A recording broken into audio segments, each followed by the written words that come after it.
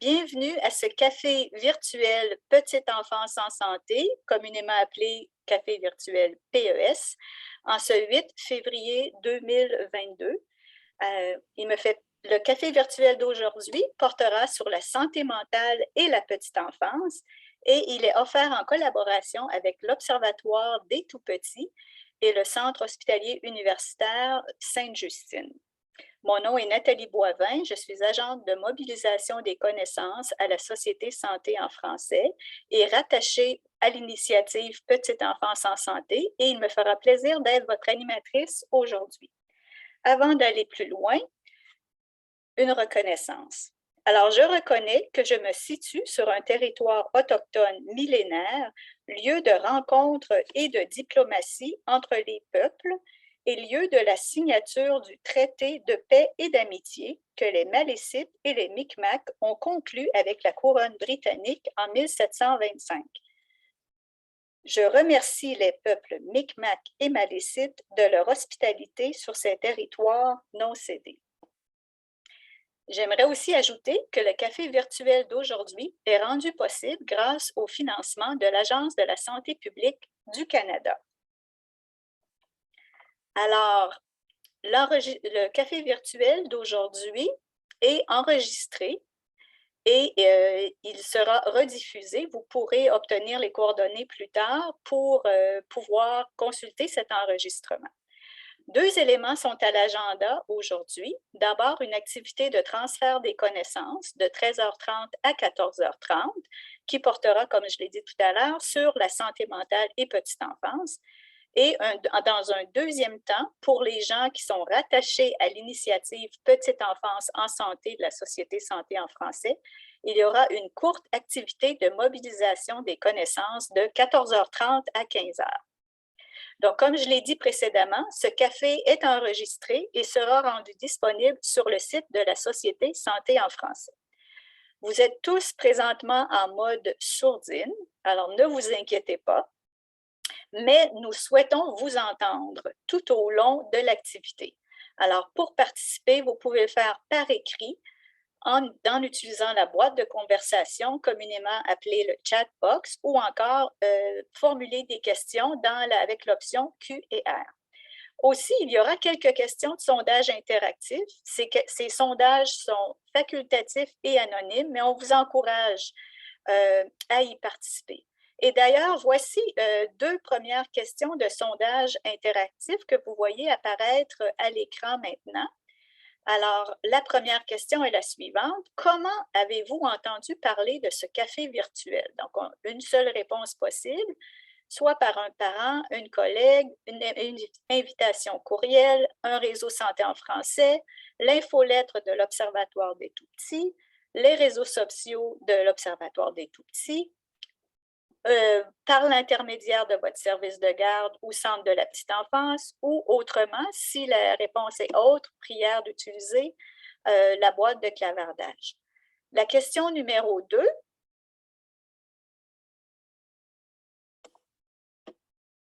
Je ne vois pas apparaître la question numéro 2.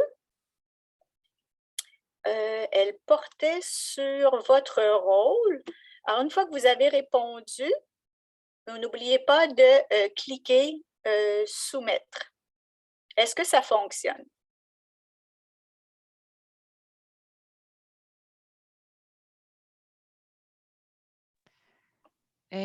Nathalie, moi, je ne Oui, je vois vois pas les les questions. réponses à l'écran. Merci beaucoup. Alors, on voit que présentement, la majorité d'entre vous, 34 d'entre vous, avez reçu une invitation de la part de la Société Santé en français, mais qu'on a quand même une bonne portion, 23 d'entre vous, avez entendu parler de ce café par le biais des réseaux sociaux de l'Observatoire et ainsi que par l'infolettre de l'Observatoire. Donc, on a une clientèle variée aujourd'hui et 21 d'entre vous avez entendu parler de ce café virtuel par l'intermédiaire d'une collègue.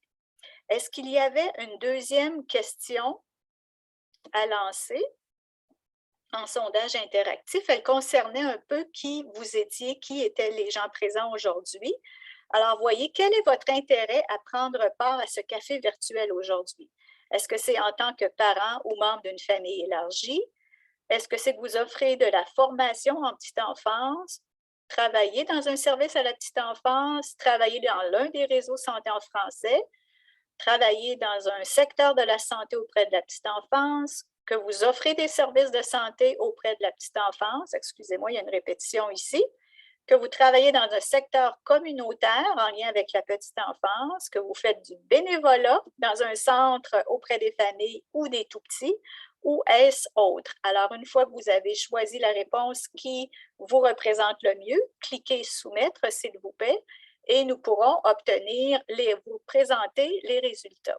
Et d'ici à ce que les résultats soient disponibles, je tiens à vous informer que nous avons aujourd'hui en ligne des gens d'un peu partout au Québec et aussi dans la francophonie canadienne, Colombie-Britannique, Alberta, Manitoba, Saskatchewan, Ontario, Nouveau-Brunswick, Nouvelle-Écosse, Terre-Neuve, Labrador, Nunavut. Donc, vous êtes nombreux à être présents aujourd'hui et nous en sommes très heureux. Alors, qui êtes-vous? 18 d'entre vous travaillez dans un service à la petite enfance, 16 dans l'un des réseaux santé en français, 16 dans le secteur de la santé de la petite enfance, 35 dans le secteur communautaire en lien avec la petite enfance et 12 autres. Donc, nous pourrons vérifier quels sont les éléments d'autres. Alors, merci beaucoup de votre participation. Maintenant, nos présentatrices d'aujourd'hui, excusez-moi, la voici. Alors, nous avons deux présentatrices ou deux panélistes de qualité aujourd'hui. Donc, Madame Fanny Dagenet, directrice de l'Observatoire des tout-petits, l'Observatoire qui est un projet de la Fondation Lucie et André Chagnon, qui a pour mandat de communiquer l'état des connaissances afin d'éclairer la prise de décision en matière de petite enfance au Québec, afin que chaque tout-petit ait accès aux conditions qui assurent le développement de son plein potentiel, peu importe le lieu, le milieu où il naît et grandit. Dans le cadre de ses fonctions, Mme Dagenet orchestre des campagnes de communication ciblant les décideurs, les acteurs d'influence et le grand public. Ceci afin que la petite enfance occupe une place plus importante tant dans l'espace médiatique que dans les priorités gouvernementales et institutionnelles. Madame Dagenet est aussi régulièrement appelée à collaborer avec différents médias et à donner des conférences dans le but de faire connaître l'état de santé des tout-petits Québécois. Elle enseigne également le marketing social aux étudiants de la maîtrise à l'École de santé publique de l'Université de Montréal. Notre deuxième panéliste est Dr Dominique Cousineau. Alors, Dr Cousineau est pédiatre spécialisé en développement de l'enfant, chef de la section pédiatrie du développement du département de pédiatrie du Centre hospitalier universitaire Sainte-Justine. Madame Cousineau est gestionnaire médicale du Centre intégré du réseau en neurodéveloppement de l'enfant, le CIREN. Dr Cousineau est co-auteur de l'abécédaire du suivi collaboratif des 0 à 5 ans et de l'abécédaire 18 mois plus du programme Agir tôt du MSSS du Québec. Alors, nous sommes très choyés d'avoir ces deux présentatrices de qualité aujourd'hui. Je vais maintenant les inviter à partager leur écran. Vous allez noter que la présentation de Mme Dagenet et Dr Cousineau se fera en 3 temps. D'abord, Fanny présentera le contenu. Par la suite, Dr Cousineau réagira au contenu présenté. Et finalement, beaucoup de temps est réservé pour pouvoir recueillir et échanger avec vous. Alors, mesdames, place à vous. Merci. Merci beaucoup, Nathalie. Alors, bonjour à tous. Très heureuse d'être avec vous aujourd'hui pour parler de la santé mentale des tout-petits. Alors, je vais débuter sans plus tarder. Oups, parfait. Alors, bien, Nathalie vient de vous mentionner notre énoncé de mission. Alors, l'Observatoire des tout-petits, ce qu'il faut comprendre, c'est qu'on est vraiment là pour éclairer la prise de décision en matière de petite enfance. Alors, notre rôle à nous, c'est de rassembler les connaissances les plus rigoureuses dont on dispose, autant sur les enjeux que sur les mesures qui seraient possibles de mettre en place pour favoriser le développement des tout-petits. Et notre mission est à portée provinciale au Québec. Et les publics à qui on s'adresse, ce n'est pas nécessairement la communauté scientifique qui ont bien souvent accès à toutes ces connaissances et ces études-là, mais plutôt les citoyens, les acteurs d'influence comme vous tous, comme les organisations fédératrices qui influencent nos décideurs, les médias également, ainsi que les décideurs eux-mêmes. Alors, on s'adresse autant aux différents paliers gouvernementaux, par exemple au gouvernement provincial, qu'au palier municipal.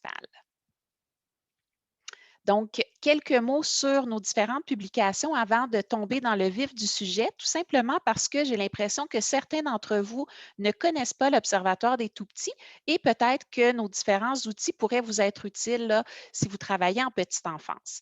Alors, d'abord, l'Observatoire des tout-petits publie principalement 3 types de rapports. D'abord, nos dossiers thématiques. Généralement, on en fait un par année et l'idée est vraiment d'approfondir une thématique qui touche le développement des tout-petits. Donc, dans le passé, par exemple, on a déjà fait un rapport sur la prévention de la maltraitance chez les tout-petits, sur la qualité des services éducatifs à l'enfance, sur l'accès aux soins de santé chez les tout-petits migrants et sur ce qu'on peut faire pour favoriser le développement des tout-petits avant l'entrée à la maternelle.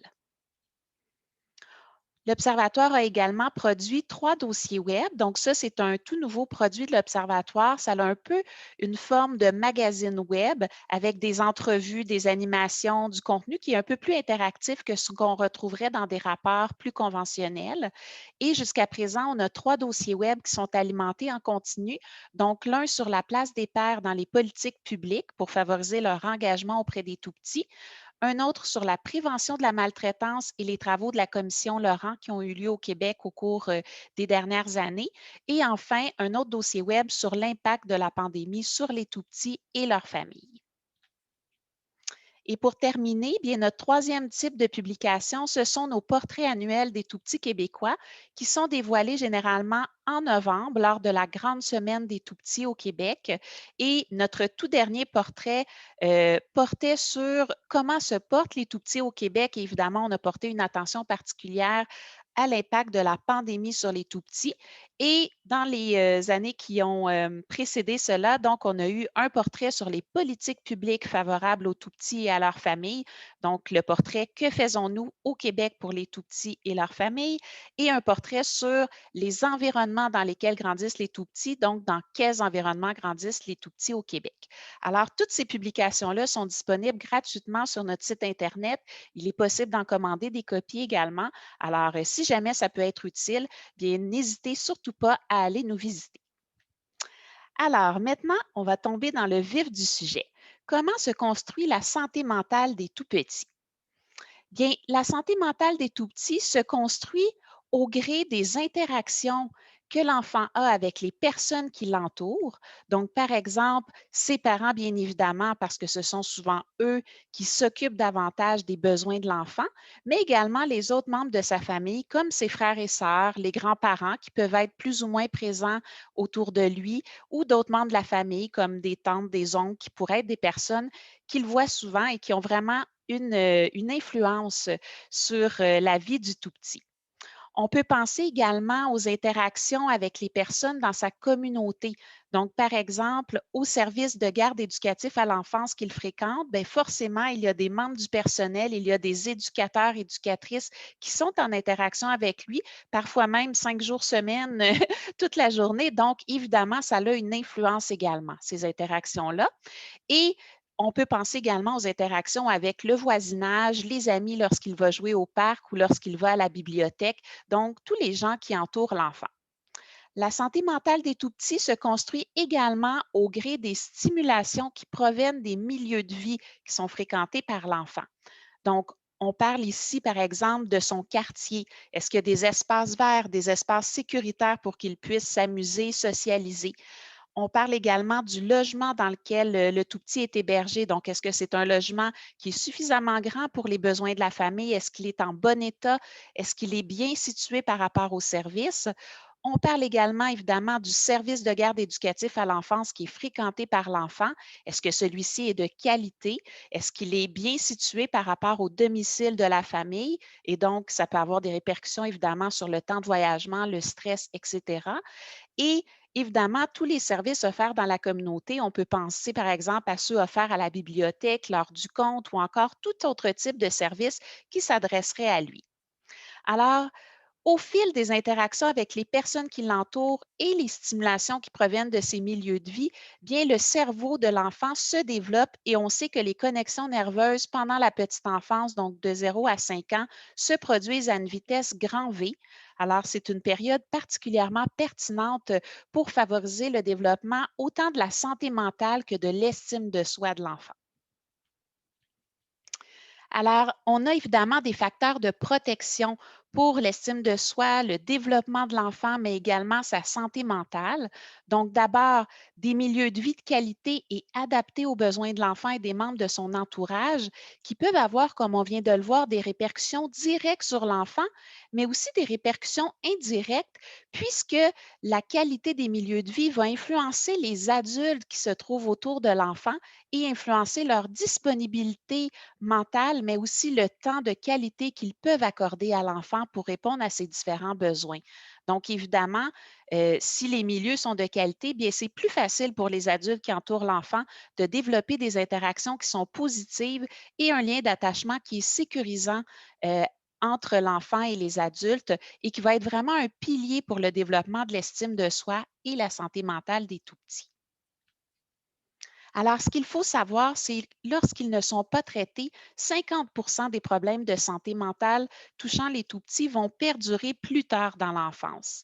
Donc, les interventions pendant la petite enfance sont beaucoup plus efficaces à cause de la grande plasticité du cerveau et évidemment parce elles permettent de prévenir des problématiques qui pourraient subvenir plus tard, par exemple pendant l'enfance, l'adolescence ou même à l'âge adulte. Donc, quand on parle de l'agir tôt, ben, c'est exactement de ça qu'on parle ici. C'est de tout l'intérêt d'agir pendant la période de la petite enfance pour favoriser le meilleur développement possible et la meilleure santé mentale possible de nos tout-petits. Alors, on vit dans un contexte un peu particulier depuis maintenant presque 2 ans. Il est légitime de se poser la question, quels sont les effets de la pandémie sur les tout-petits et sur leurs parents également? Puisque ceux-ci s'occupent des tout-petits, bien, il est légitime de se poser la question pour ces derniers. Donc, pour débuter, je vais vous présenter une courte vidéo qui a été diffusée par l'Observatoire des tout-petits dans les premiers mois de la pandémie, justement pour inviter les gens à se préoccuper des effets de la pandémie sur les tout-petits, même si ceux-ci ne sont pas ceux qui vont attraper le virus le plus. Donc, ils sont peu touchés par le virus lui-même, mais ils sont bien touchés par les autres conséquences de la pandémie. C'est ce qu'on verra dans cette vidéo.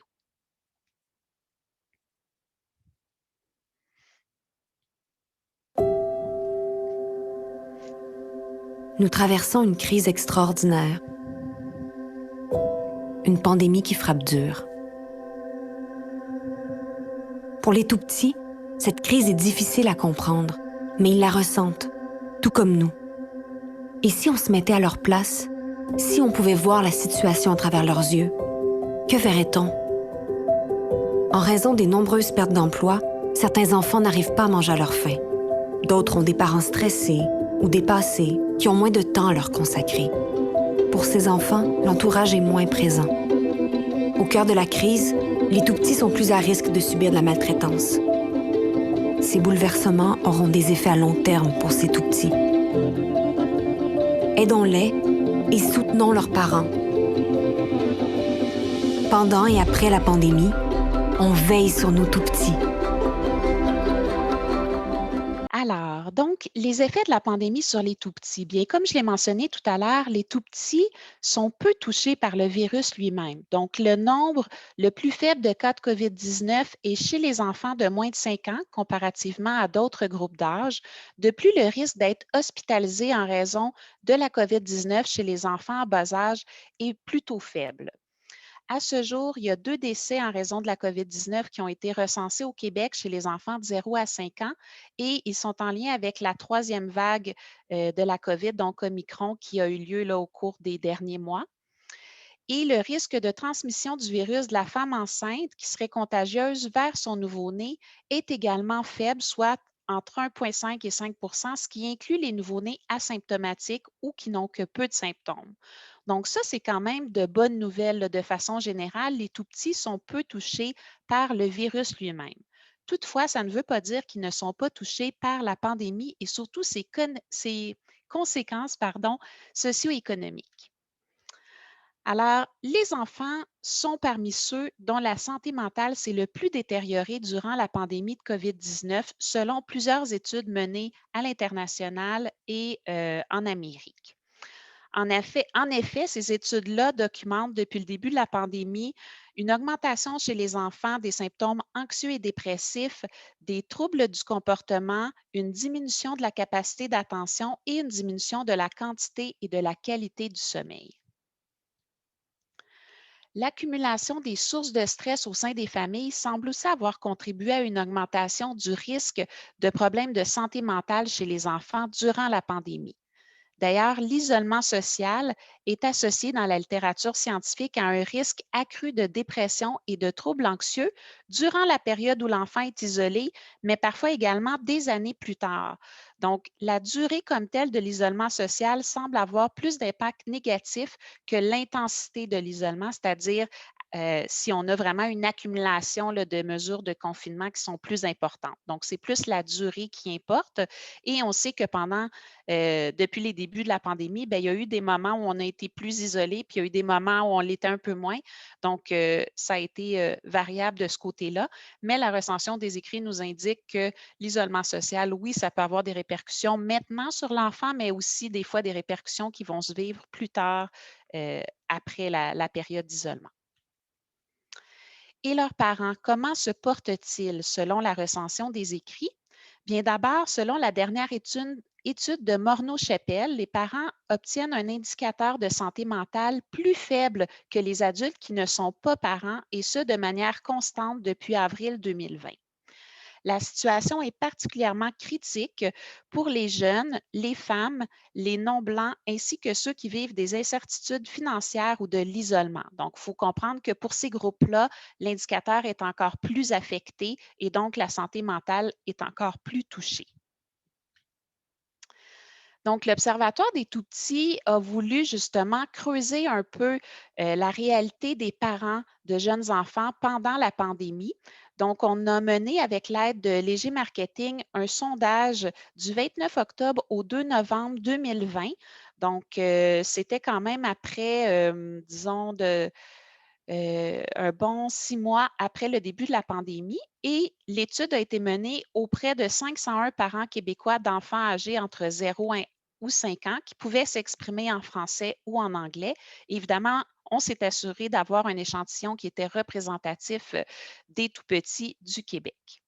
Alors, je vais vous présenter certaines de ces données qui, vous le verrez, permettent de voir des liens avec ce qui a été documenté dans la littérature scientifique pour dire que finalement, bien, ce qui est vécu au Québec n'est pas nécessairement différent de ce qui a été documenté un peu partout dans le monde et probablement pas si différent non plus de ce qui a été vécu dans les autres provinces canadiennes.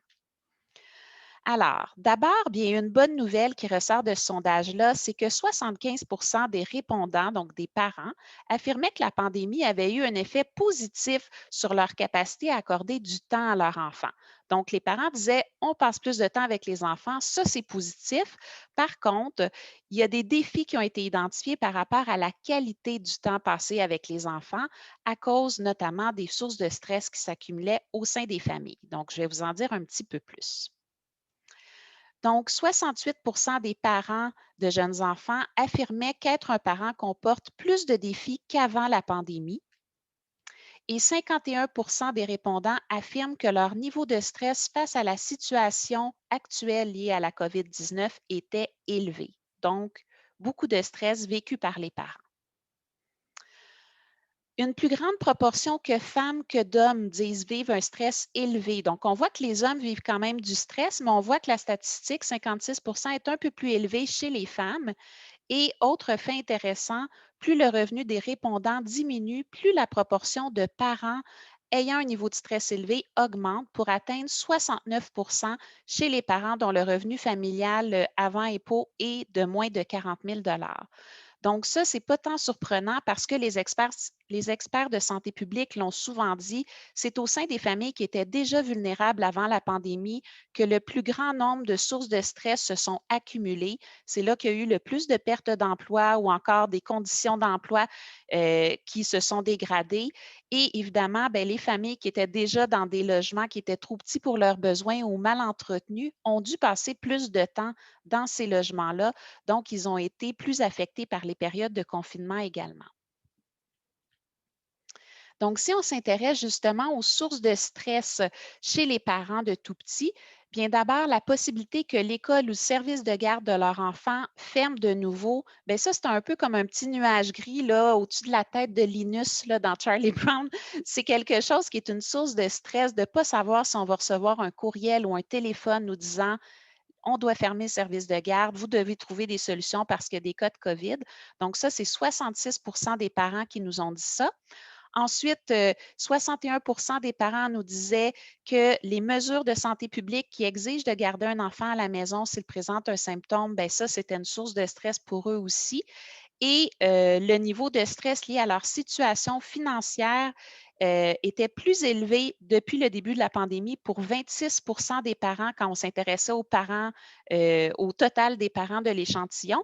Mais si on se concentrait sur les parents dont le revenu avant impôt était de moins de 40 000 bien là, ça s'élevait à 38%. Donc, on voit que c'est évidemment une plus grande source de stress chez les familles avec un moins haut revenu. Et le fait de ne pas voir les membres de l'entourage a été nommé comme une source de stress importante. Donc, 73% des parents l'ont nommé. C'est vraiment la plus haute statistique. Et on voit qu'il y a une certaine différence entre les hommes et les femmes. Donc, une source de stress qui est beaucoup plus importante chez les femmes. 81% des femmes qui ont nommé cette source de stress-là, alors que 64% des hommes seulement l'ont nommé. Donc, les résultats du sondage nous ont aussi permis d'identifier des défis au niveau de la conciliation famille et travail. Donc, 39% des répondants qui disaient que la pandémie a eu un impact négatif sur leur capacité à concilier le travail et la vie de famille. Et il est intéressant de noter que 50% des hommes estiment que l'impact a été positif, alors que pour les femmes, c'est seulement 37% d'entre elles qui jugent que l'impact a été positif sur la conciliation famille-travail. Donc, malheureusement, le sondage ne permet pas de répondre à la question pourquoi y a-t-il cette différence entre les hommes et les femmes, mais on peut y mettre l'hypothèse que c'est peut-être davantage les femmes qui ont assumé les responsabilités supplémentaires entourant la présence des enfants à la maison ou la gestion des fermetures de services de garde. En tout cas, c'est quelque chose qu'elles ont vécu davantage négativement. Ensuite, on a voulu savoir si aux yeux des parents, la pandémie avait eu des effets sur leur tout-petit. Alors, 52% des répondants ont affirmé que la pandémie a eu un impact négatif sur leur enfant. Et quand on regarde plus précisément, bien, on voit que 39% des parents ont observé que leur enfant était plus souvent irritable ou prompt à faire des colères. 34% nous ont indiqué que leur enfant était plus agité qu'à l'habitude pendant la pandémie et 23% ont mentionné que leur enfant pleurait plus souvent.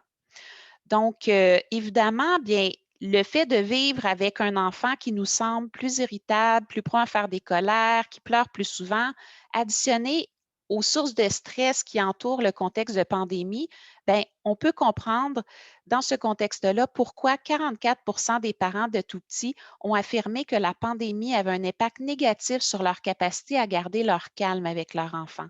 Et d'ailleurs, on sait qu'il y a des données qui sont sorties au cours de la dernière année qui ont documenté une augmentation de la violence familiale, de la maltraitance, de la violence conjugale au sein des familles pendant la pandémie. Donc, évidemment, quand les sources de stress s'accumulent au sein des familles, bien, le risque de violence devient plus élevé. Donc, on a voulu également creuser la question de la fragilisation du soutien social parce qu'évidemment, avec toutes les mesures de précaution, les mesures de confinement qui sont bien nécessaires, bien, ça nous coupe quand même d'un certain tissu social autour de nous. Et 15 des parents de l'échantillon affirmaient que même avant la pandémie, ils n'avaient pas de personne dans leur entourage sur qui ils pouvaient compter pour les soutenir en tant que parents. Donc ça, c'est quand même assez triste comme donnée. 43 des parents disaient que pendant la pandémie, ils ne pouvaient pas compter sur le soutien habituel des personnes de leur entourage à cause des mesures de distanciation physique. Hein, on peut penser par exemple aux grands-parents à qui on a peut-être fait moins appel parce qu'on avait peur de leur transmettre le virus. Et la donnée qui a beaucoup attiré mon attention, 79 des parents d'enfants de 0 à 5 ans qui disent qu'ils ont utilisé aucun service ou aucune ressource. Et là, on incluait là-dedans les services en ligne ou téléphoniques de soutien, les organismes communautaires, les professionnels de la santé et des services sociaux ou les ressources en milieu de garde ou à l'école. Donc, il y a beaucoup de mesures qui ont été mises en place, en tout cas au Québec, pendant la pandémie pour essayer de soutenir les parents et on voit que la majorité d'entre eux n'ont pas fait appel à ces services-là et c'est une donnée qui demeure élevée même pour les parents dont le revenu total avant impôt est de 40 000 et moins. Donc, même les familles qui ont vécu le plus de défis, qui ont été le plus impactées par la pandémie, n'ont pas fait appel aux services. Donc, évidemment, on a des questions à se poser là, en tant qu'intervenant sur ces données-là. Alors maintenant, un petit état de situation québécois. Je n'ai malheureusement pas de données pour les autres provinces canadiennes, mais ça donne quand même une idée. Alors, du nombre d'enfants qui sont atteints de troubles mentaux, de problématiques de santé mentale au Québec. Alors, d'abord, une petite mise en garde. Il est très difficile d'estimer ce nombre-là parce que souvent, les intervenants préfèrent attendre et suivre l'évolution de la condition de l'enfant avant de poser un diagnostic. Il y a beaucoup d'intervenants qui sont plus confortables de poser un diagnostic lorsque l'enfant est entré à l'école. Ça fait en sorte qu'il y a peut-être des tout-petits qui vivent des problématiques, mais comme ils ne sont pas diagnostiqués comme tels, bien, on ne les comptabilise pas parce que nous, évidemment, pour avoir des données, bien, c'est les données de diagnostic qu'on comptabilise. Alors, ça peut sous-estimer l'ampleur de la situation. Et ce qu'il faut par contre savoir, c'est que les problèmes de santé mentale chez les tout-petits sont plus fréquents qu'on pourrait le croire et pourraient même être d'une proportion équivalente à ce qu'on retrouve chez les enfants plus âgés. Donc, souvent, on pense que parce qu'ils sont tout-petits, ils sont un peu épargnés par les sources de stress, ils n'ont pas à vivre des impacts sur leur santé mentale, mais en fait, pas du tout selon les études dont on dispose. Alors voilà le fameux chiffre québécois. Donc, ce serait 1696 enfants âgés de 1 à 5 ans qui avaient reçu un diagnostic de troubles anxio-dépressifs en 2019-2020 au Québec. Donc, les principaux troubles étaient la phobie sociale, l'anxiété de séparation, l'anxiété généralisée et la dépression. Donc, comme je le disais, ça nous donne un ordre de grandeur, mais évidemment, il y a des tout-petits qui peuvent vivre de l'anxiété de séparation, de l'anxiété généralisée, puis qui ne sont pas comptabilisés ici, tout simplement parce que les professionnels, les intervenants n'ont pas encore établi de diagnostic, ils préfèrent suivre l'évolution de la situation. Alors, c'est bien beau de parler de l'enjeu, mais évidemment, ce qu'on souhaite comme intervenant, c'est agir, c'est aider ces tout-petits, aider leur famille. Donc, évidemment, je voulais aborder avec vous les pistes de solutions. Et la bonne nouvelle, bien, c'est qu'on dispose de leviers collectifs pour agir sur la santé mentale des tout-petits. Et je vais vous présenter ici quelques pistes qui sont documentées dans la recension des écrits qui peuvent avoir un effet important sur la santé mentale des tout-petits, sur leur développement, mais aussi, dans certains cas, sur la capacité des parents à prendre soin des tout-petits et à répondre à tous leurs besoins. Alors, je vous rappelle ici cette figure que j'ai présentée au tout début, hein, se rappeler qu'il y a des facteurs de protection de la santé mentale des tout-petits, la qualité des milieux de vie dans lesquels l'enfant grandit. On pense à son voisinage, à son quartier, son logement, son service de garde éducatif. Et également, un autre facteur de protection, bien, c'est le lien d'attachement sécurisant entre l'enfant et les adultes qui en prennent soin. Donc, évidemment, bien, pour pouvoir développer cette belle relation, ce beau lien-là, évidemment, les parents ou les éducateurs, éducatrices ou grands-parents doivent évidemment avoir du temps à consacrer à l'enfant. Donc, on essaie le plus possible d'enlever les sources de stress autour de ces adultes-là pour qu'ils puissent bien s'occuper des tout-petits. Donc, voilà. Alors, sans surprise, après ce que je viens de vous présenter, bien évidemment, hein, soutenir la santé mentale des tout-petits peut se faire en agissant sur leur environnement familial et sur leur milieu de vie. Donc, on peut penser, par exemple, au programme de soutien financier ou aux mesures pour assurer l'accès à un logement abordable sont deux mesures qui vont permettre aux familles vulnérables de vivre moins de stress et donc aux parents d'être plus disponibles mentalement, mais je dirais aussi physiquement pour leur enfant. On peut penser également à des espaces publics extérieurs propices au jeu qui diminuent les risques d'exclusion et d'isolement social et qui permettent à l'enfant de se développer, de socialiser. Donc, bien important. Des mesures accessibles de conciliation famille-travail qui diminuent le stress des parents et leur permettent de consacrer du temps de qualité à leurs tout-petits. Également, la qualité du service éducatif fréquenté par l'enfant.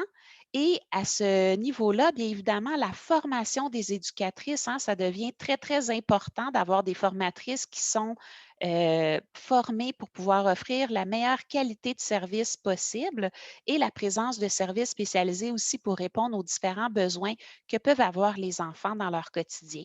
Donc, la qualité des services de garde et non pas seulement se préoccuper de l'accès, donc vraiment pour avoir les beaux effets bénéfiques là, de protection.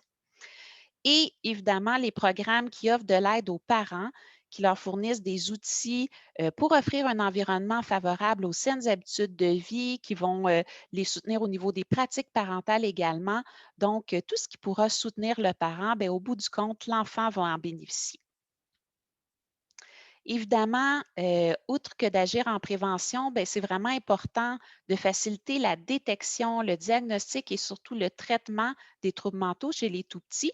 Donc, quand on parle de détection, ben, c'est qu'il y a une certaine détection selon des chercheurs, des projets pilotes qui ont été menés qui pourraient se faire même dans le cadre d'un service de garde, non pas poser un diagnostic, mais quand même de détecter puis de pouvoir référer la famille plus rapidement à différents services pour vérifier si effectivement il y a un petit enjeu qu'on doit adresser.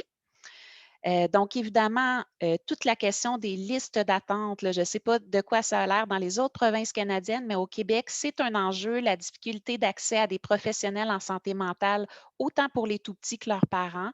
Donc, il faut adresser cette problématique-là. Aussi, s'assurer que les gens ont accès aux services dans la langue de leur choix, hein, parce que sinon, ça peut vraiment compromettre les interactions avec les professionnels et la réussite de l'intervention.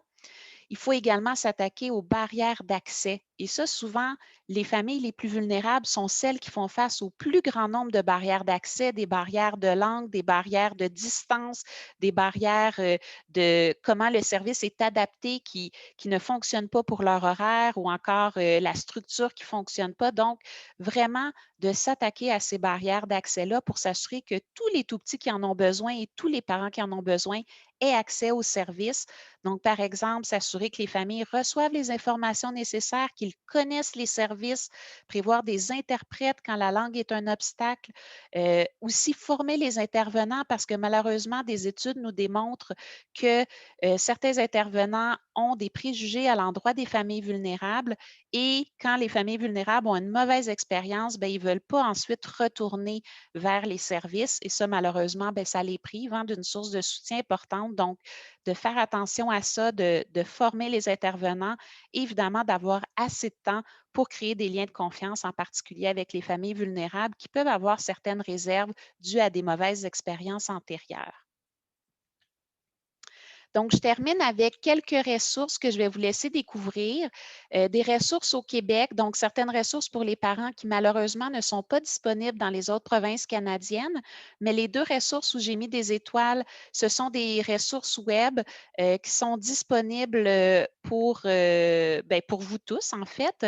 Donc, Naître et grandir, qui est un site Internet avec de l'information pour les parents, et l'Association québécoise pour la santé mentale du nourrisson, qui est un groupe très intéressant qui s'intéresse à la santé mentale des tout-petits.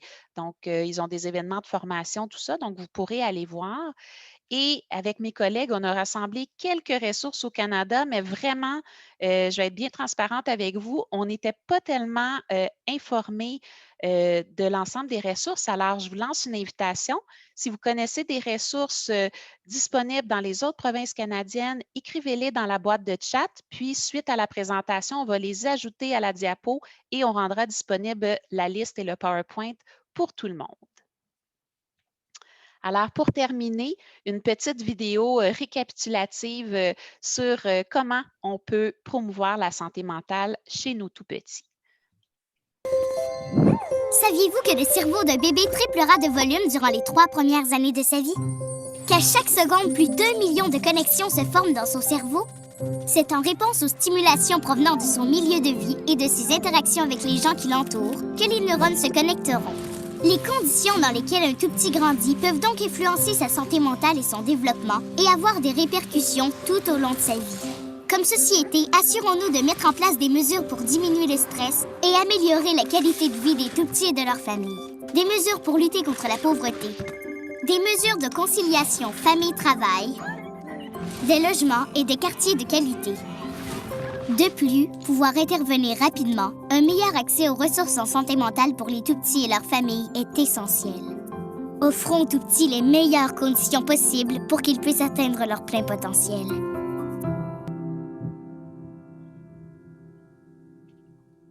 Donc, bien, j'espère que vous avez apprécié la présentation de cette information. Puis, je vais laisser ma collègue Dr. Dominique Cousineau pouvoir réagir un peu là, par rapport à ce que j'ai présenté.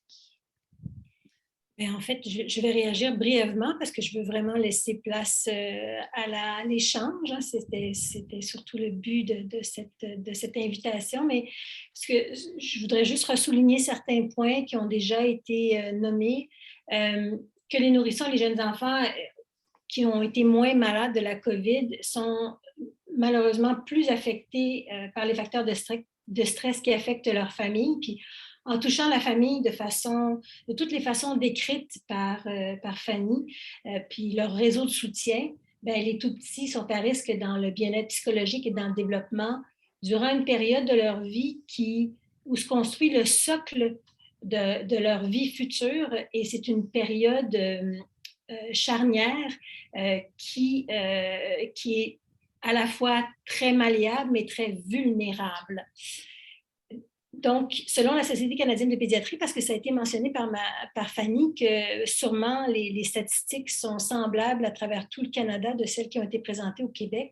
Je notais dans les statistiques que 40% des parents en Ontario ont fait état de problèmes de comportement et de problèmes émotionnels chez leurs enfants.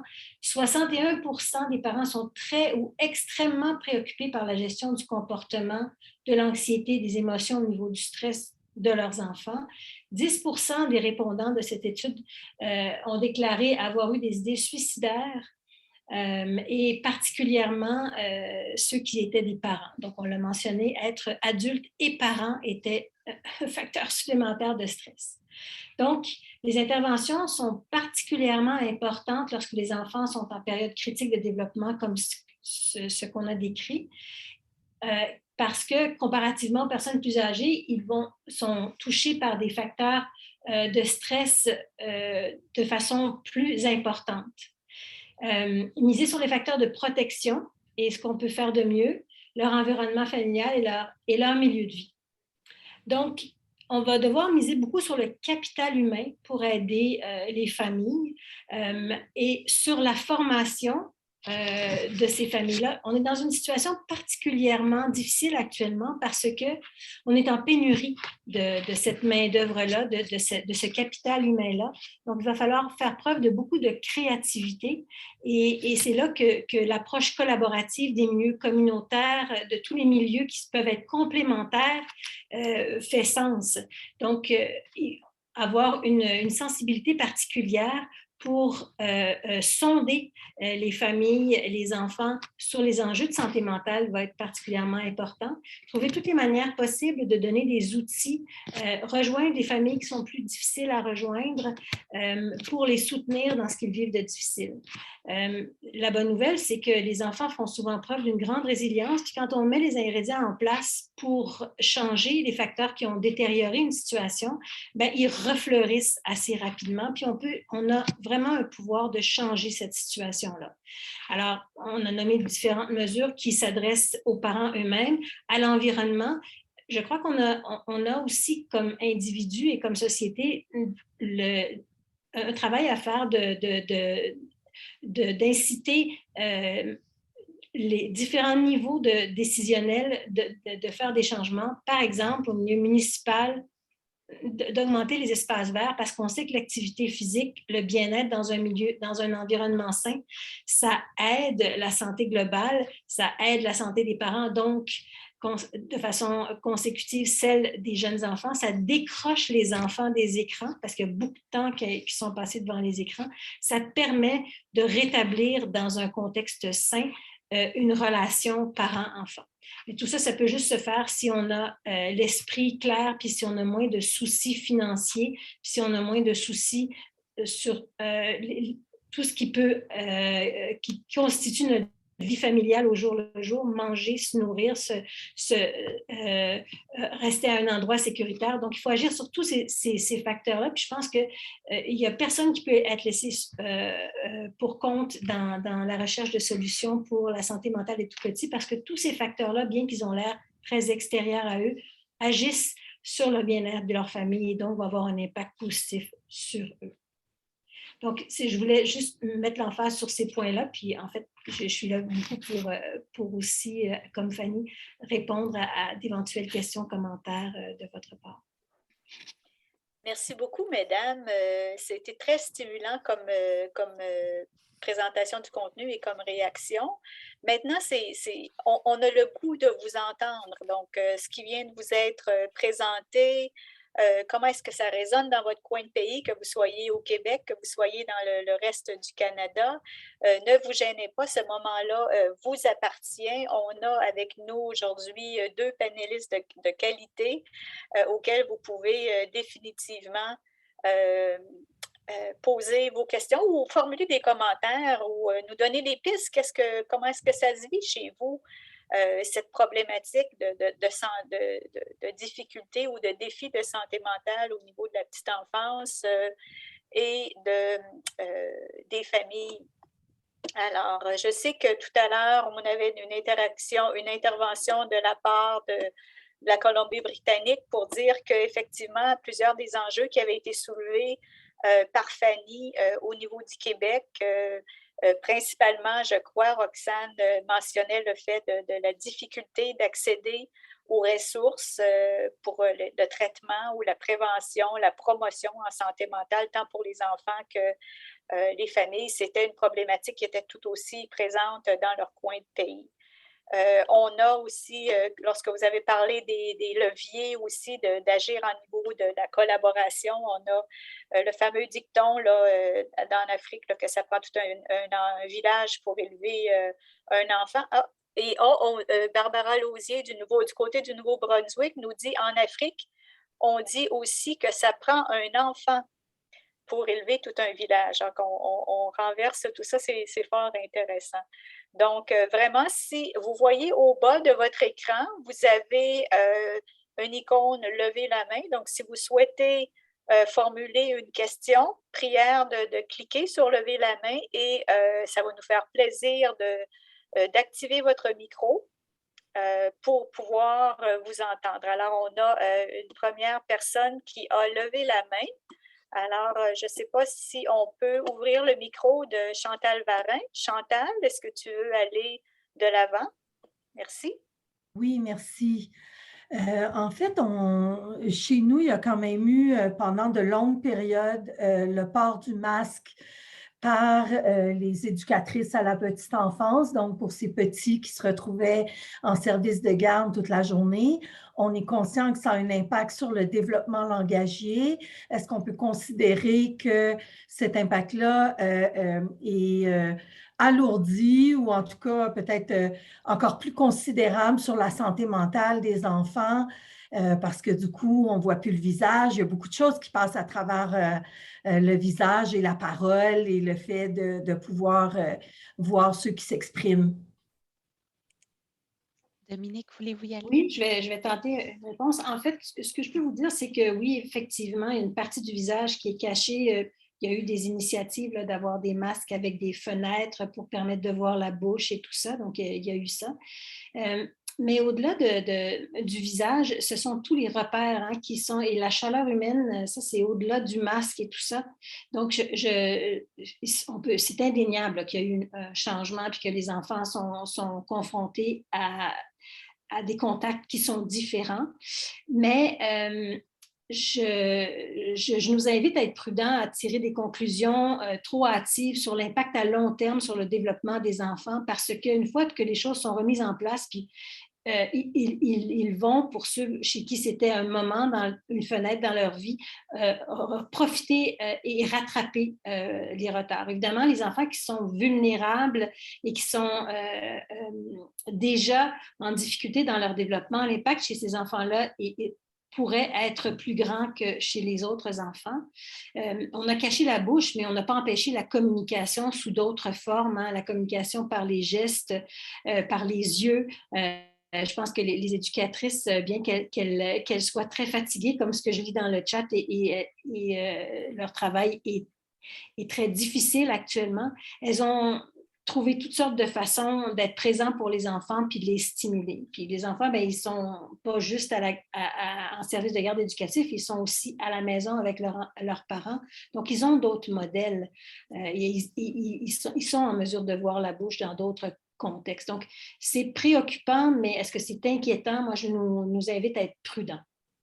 Merci, c'est rassurant. Alors, merci Chantal Varin, directrice générale de l'Association francophone des parents du Nouveau-Brunswick, je crois. Merci pour votre question. Et maintenant, Marie-Pierre Boulanger. Marie-Pierre, allez-y. Bonjour, vraiment, merci beaucoup pour la présentation. Moi, je suis étudiante en santé publique, d'ailleurs, une ancienne étudiante avec Mme Dagenet. Je me demandais, par rapport, il y a plusieurs qui ont soulevé le fait justement que ça prend un village pour élever un enfant. J'ai l'impression qu'en temps de pandémie, c'est quelque chose qu'on a beaucoup perdu. Du moins, moi, j'ai eu mon premier enfant dès le début de la pandémie. Puis on voyait beaucoup que ça s'effritait autour de nous. Puis je me demandais, c'est quoi les moyens peut-être, on parle beaucoup d'agir sur l'environnement, mais quand tout est fermé autour de nous, qu'il n'y a plus de groupe d'allaitement, qu'il n'y a plus de suivi, que j'ai l'impression que beaucoup de gens se sont retrouvés peut-être un peu enfermés dans leur appartement ou dans leur maison. Fait que, puis même, vous avez mentionné aussi que vous voyez que peu de parents utilisaient les services. Mais j'ai l'impression qu'il y avait beaucoup de problèmes d'accès. Puis comment on peut à ce moment-là agir sur l'environnement quand on sait que les gens ne sont pas nécessairement portés à aller vers l'extérieur ou qu'ils ne vont pas nécessairement pouvoir avoir un accès à ces environnements-là, surtout quand l'enfant ne va pas encore à la garderie? Oui, bien, je peux peut-être débuter une réponse, puis Dominique, tu pourras compléter si tu le souhaites. Dans le fond, bien, je voulais revenir de toute façon sur la question du village parce que c'est tellement vrai. Puis dans le fond, vous aurez compris avec les pistes de solutions que j'ai présentées tout à l'heure que différents secteurs de la société peuvent agir. Donc, par exemple, d'où l'importance de sensibiliser les acteurs municipaux à ce qu'ils peuvent faire, puis qui peut avoir une implication sur le développement des tout-petits, puis de sensibiliser peut-être d'autres secteurs de la société comme le secteur des affaires qui sont les mieux placés pour mettre en place des mesures de conciliation famille-travail qui vont avoir des répercussions sur les tout-petits et leurs familles. Donc, ça, je fais une petite parenthèse, mais sur le site de l'Observatoire, on a développé des outils pour sensibiliser les gens du secteur municipal ou les gens du secteur des affaires aux différents leviers dont ils disposent. Puis effectivement, ben, pendant la période de fermeture des différents services, puis les périodes de plus grand confinement, c'était pas évident. Puis d'ailleurs, on a produit un sondage là, l'automne dernier en marge des élections municipales, puis les parents disaient qu'ils avaient vraiment vu la différence là, depuis pouvoir accéder à la bibliothèque, aux patinoires. Bon, tu sais, selon les moments pendant la pandémie, il y a eu vraiment des grosses restrictions.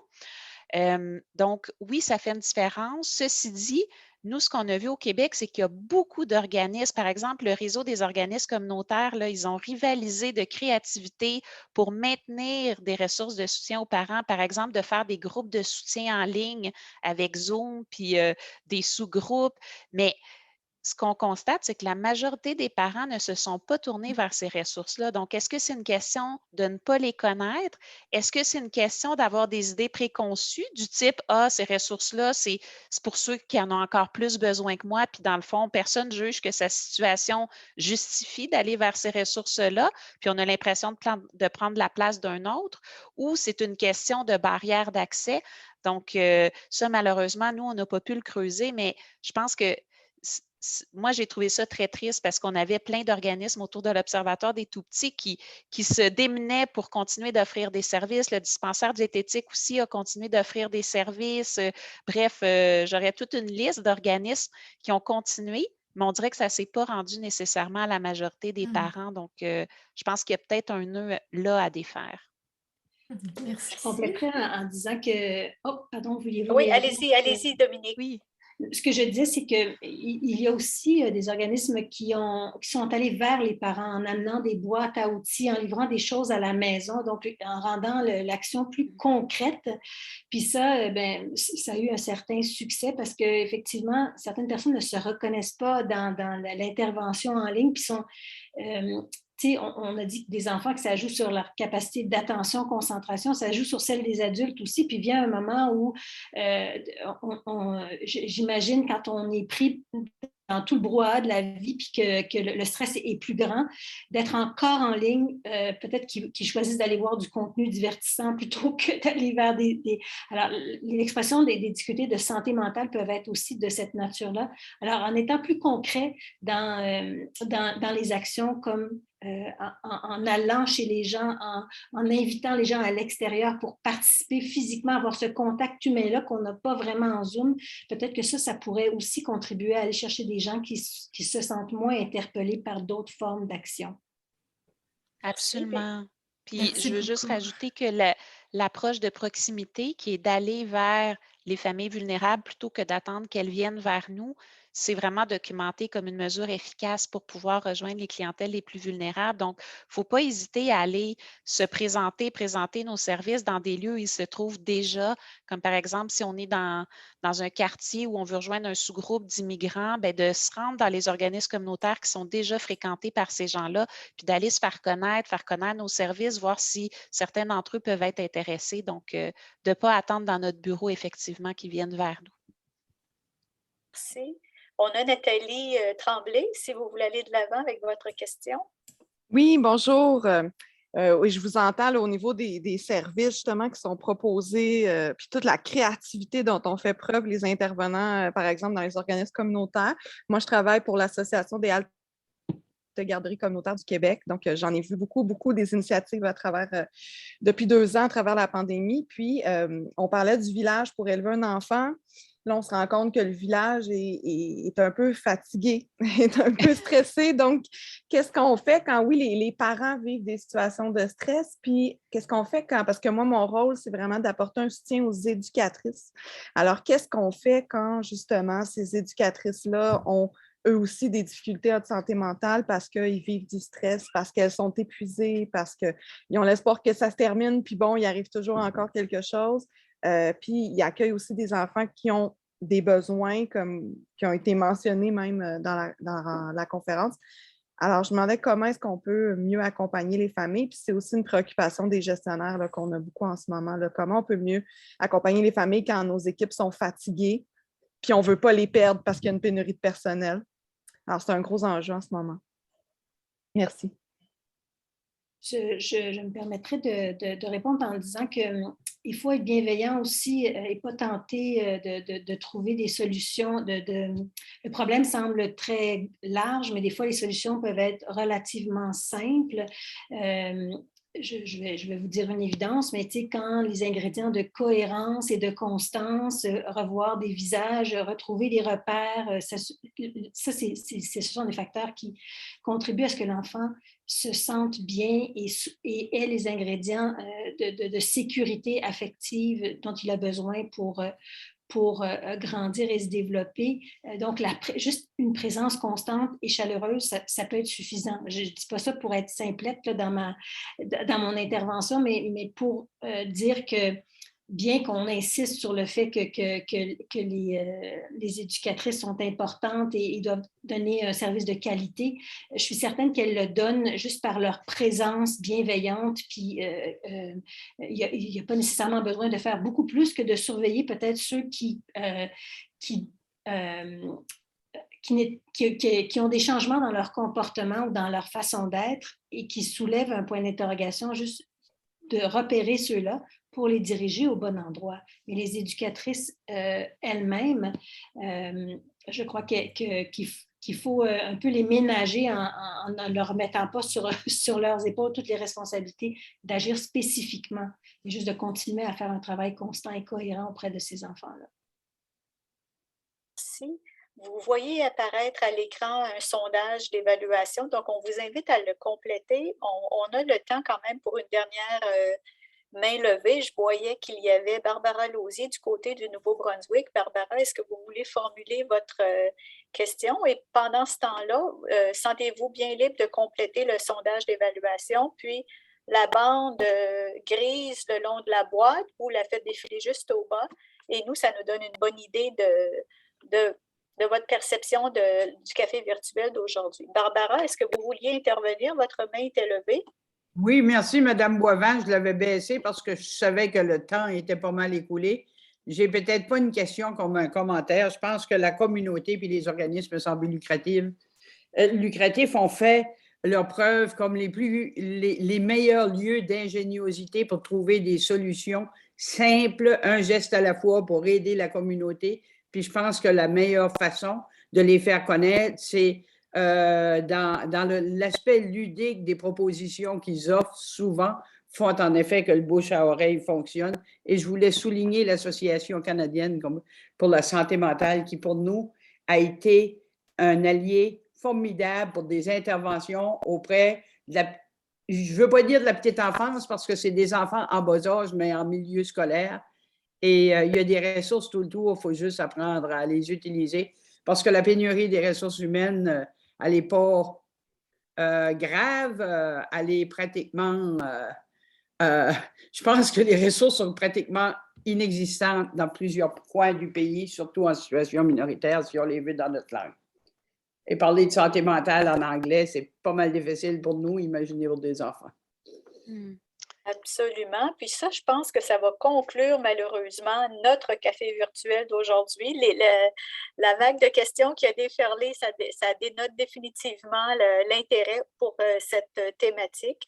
Un grand merci à Fanny Dagenet, directrice de l'Observatoire des Tout-Petits, pour votre présentation aujourd'hui, de même qu'à Dr. Dominique Cousineau, pédiatre au CHU Sainte-Justine, pour vos pistes et votre éclairage. On vous remercie beaucoup et je rappelle à toutes les personnes présentes que la présentation et le lien vers l'enregistrement vous seront fournis sous peu via le site de la Société Santé en français. Pour tous ceux qui sont rattachés au projet Petite enfance en santé, on vous invite maintenant à prendre les prochaines 30 minutes avec nous pour parler de mobilisation des connaissances. Mesdames Fanny Dagenet et Dr. Dominique Cousineau, encore une fois, un grand merci et continuez votre travail auprès de la petite enfance. On en a besoin. Merci beaucoup. Merci. Au revoir. Merci de nous avoir reçus.